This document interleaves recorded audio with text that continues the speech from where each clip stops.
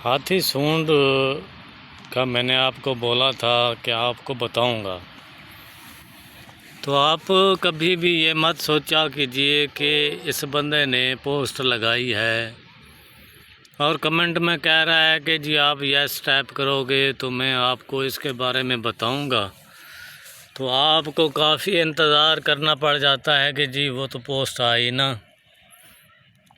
तो इसने जो है ना, इस बंदे ने खाली कमेंट ही करवाने थे। तो भैया ऐसी कोई बात नहीं है। मैं इसलिए कहता हूँ कि भाई कमेंट करो, ताकि जो लोग दिलचस्पी रखते हैं वो उनको ही मैं लिंक दूँ। बाकी जो खामखा में है ना, फजूल कैटेगरी के लोग हैं जो उल्टे कमेंट करते हैं, उनको इल्म देना ही मैं गुनाह समझता हूँ, और गुनाह कबीरा से भी बढ़ के समझता हूँ। क्योंकि हमारी एक मेहनत होती है, मुताला होता है, तजर्बा होता है। तो वो मैं अपना वादा निभाने के लिए मैंने हाथी सूंड बूटी की तलाश की और बहुत बड़े पौधे की तलाश की है। ये आपके सामने है पौधा, ताकि मैं आपको सही तरीके से समझा पाऊँ। इसीलिए इतना बड़ा पौधा मैंने ये तलाश किया है। अब मेन मकसद बड़े पौधे का जो था मेरा तलाश करने का, वो ये था कि मैं इस सूंड के मतलब के बीज की अफादियत बताना चाहता था। पहले नंबर पर ये जो उस वक्त तो ये सूंड बने होते हैं, अब ये पक चुके हैं। अब जो है ये सूंड जो हैं, ये अब सूंड नहीं है, इसमें इसके बीज हैं। क्या हैं ये इसके बीज हैं, और इनसे तैयार होता है मर्दमी, कुव्वत मर्दमी के लिए तिला भी तैयार किया जाता है, और रैम की बीमारियों के लिए भी तिला तैयार किया जाता है। तो सबसे पहले जो है वो मैं आपको बताऊंगा कि कुव्वत मर्दमी के लिए इसका जो तिला है, शायद कैमरा मेरा आपको दिखा पाए या नहीं, ये बीज हैं। अब ये सारे जो सूंड हैं ये आप तोड़ लेंगे। अगर ये सूखे हुए तोड़ने हैं और ये अगस्त के महीने में इसके जो बीज हैं ये पक जाते हैं, ये फुल पके हुए हों, ऊपर से तो ये फूल भी रह जाते हैं खैर, और वही सूंड सब्ज रह जाता है। लेकिन आपने पक्के पक्के हिस्से तोड़ लेने हैं, शतूत की तरह अब ये बने हुए हैं। तो इनको आपने तांबे की डोली में डाल लेना है। अगर ये 5 तोला हो तो 5 तोला आप इनमें बेर बहूटी डालें, हम वज़न डालें।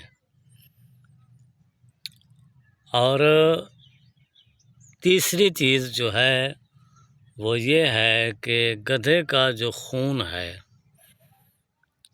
वो भी आप 5 तोला उसी तांबे की डोली में डालें, या तांबे की डोली नहीं है तो आप तांबे की चादर बाज़ार से ले आएं।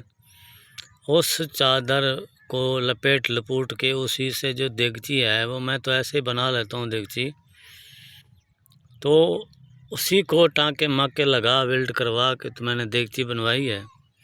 और इसको मैंने तैयार किया था जब पहली मर्तबा, तो ऐसे ही किया था।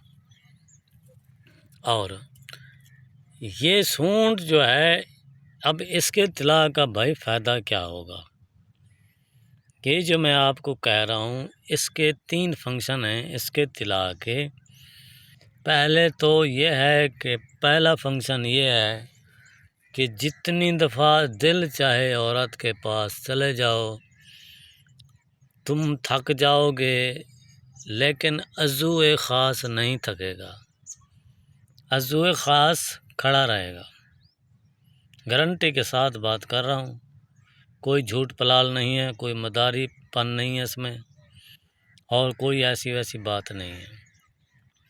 अब मिकदारन की 5 तोला ये, 5 तोला बेरबूटी, 5 तोला गधे के खसीए का खून लेना है, वो आपने सरंज के साथ निकाल लेना है। अब उसको आपने क्या करना है कि उस डोली को तिला, ये कैसे बनना है, उस डोली में चूना डालना है इर्द गिर्द। इसी वज़न में अगर है तो उस डोली को ऊपर से गिलिक मत कर देना, ये तीनों चीज़ें डालकर। और काफूर 10 तोला, चूना 400 ग्राम, इज्जा नोट फरमा लें। काफूर 10 तोला, चूना 400 ग्राम, और उसके अलावा कलमी छोरा वो आपने लेना है 150 ग्राम। ये डोली की, उस छोटी सी डोली के इर्द गिर्द, छोटी डोली बनानी है आपने, इर्द गिर्द डाल के बाहर से आपने ये मिक्स करना है। इन चीज़ों को कूट कर मिक्स कर लें, कलमी छोरा को भी कूट लें, उसको भी मिक्स कर लें। ये इर्द गिर्द नीचे और ऊपर आ जाए, इधर उधर लग जाए डोली को। इसके बाद से आपने चूना, इसमें ज़्यादा भी आप इस्तेमाल कर सकते हैं, उसका कोई मसला नहीं है। तो ये ढकी जाए मिट्टी में, गड़ा खोद के छोटा सा, ये ढक जाए तो इर्द गिर्द इसी ये बाहर यही चीज़ें लगानी। इसके बाहर से फिर आपने सोडा बाइकार्ब भी ऊपर चढ़ा देना है तय बची कुछ जगह पे, बाकी आपने मिट्टी से बंद कर देना है। ठीक 23 दिन बाद वो डोली निकालेंगे जब, तो आपको उस जो तांबे की डोली है उसमें तेल मिलेगा। जो तेल मिलेगा तो उसी को आपने फिर सही तरह से, और फिर भी आपने जो है वो तेल को आपने कांच की शीशी में डाल लेना है, और सिर्फ 3 कतरे 7 सिपारी छोड़ देनी है। सिर्फ 3 कतरे आपने लगाने हैं। जैसे ही आप लगाएंगे, जैसे ही अज़ू को खींचेंगे, अज़ू उसी वक्त से बढ़ता जाएगा, बढ़ता जाएगा, इतना बढ़ेगा कि तुम्हारी सोच है। और इसके इस्तेमाल करने से तकरीबन 2 से 3 इंच तक अज़ू की लंबाई में, मोटाई में फ़र्क आ जाता है अज़ू की लंबाई में, और 4 इंच तक भी आ जाता है अगर आपकी ज़्यादा उम्र नहीं है तो मुस्तकिल आ जाता है। और इंतशार इतना होता है कि आप 6 दफ़ा भी जाएंगे तो भाई वो तो गिरने का नाम नहीं लेगा। और अज़ू की लंबाई जो है, इसको आप फिर इस्तेमाल करते रहेंगे, करते रहेंगे, करते रहेंगे।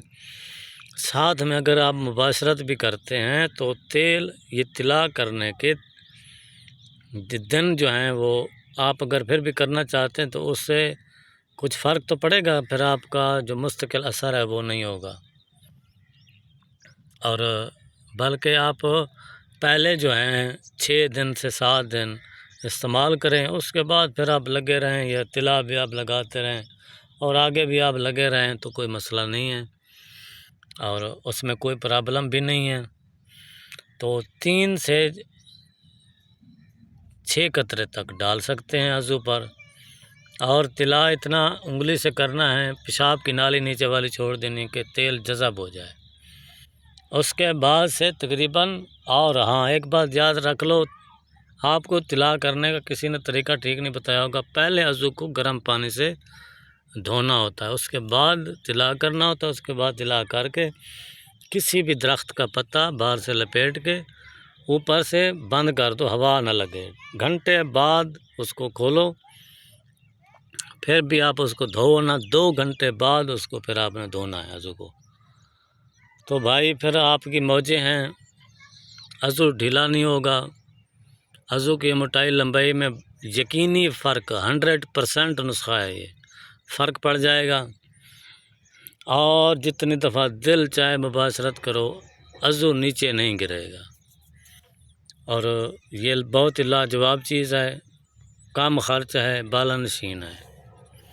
अगला नुस्खा अगर इसी वीडियो पे कमेंट करेंगे आप तो अगला नुस्खा इसका मैं इसकी जड़ का होता है वो फिर आपकी खिदमत में मैं बता दूंगा। शुक्रिया, खुदा हाफिज़।